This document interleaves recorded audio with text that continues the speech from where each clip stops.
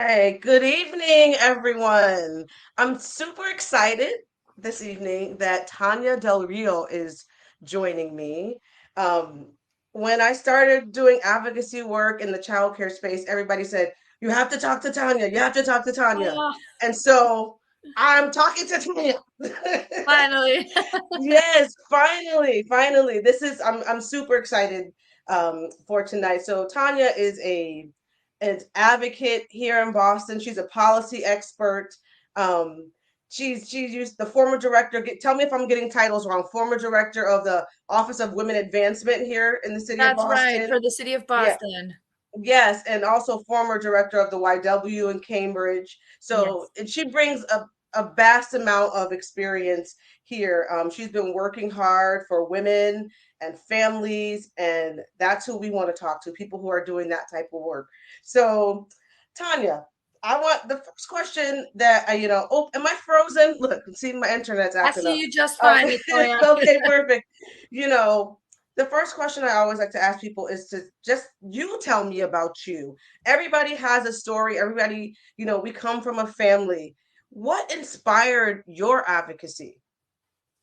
Oh my goodness. And I'll tell you like just a little bit about me and like why I'm even in it. And yeah, I'll Hmm. tell you my childcare experience. But Yeah.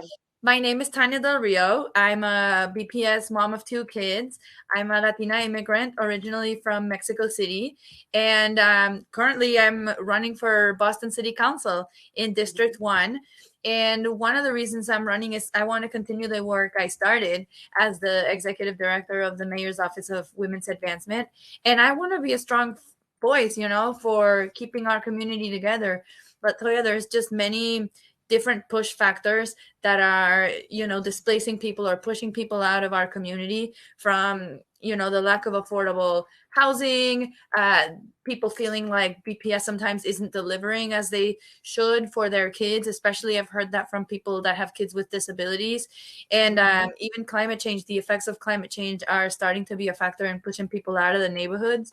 And so Hmm. I'm running to make sure that we can tackle those problems. And yeah, make sure that families and everyone that wants to stay in our district can, and work Hmm. together to make it a thriving community.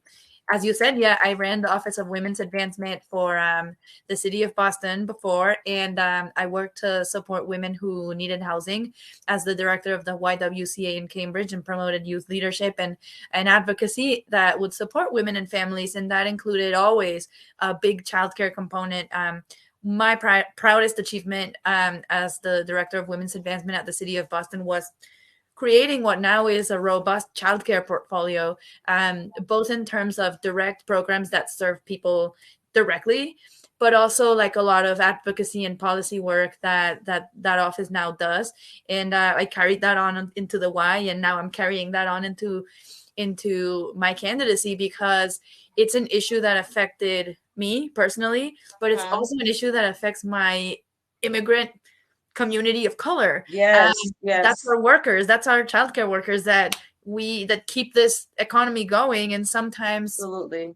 with not enough respect, with not an appropriate compensation that really truly reflects the contributions that they're making. And that's something I'm going to advocate for, whether I become a politician or not, whether I, whatever position I'm in life. That's going to Right. be an issue, and I advocate for, because it affects every single family in this city and in this country.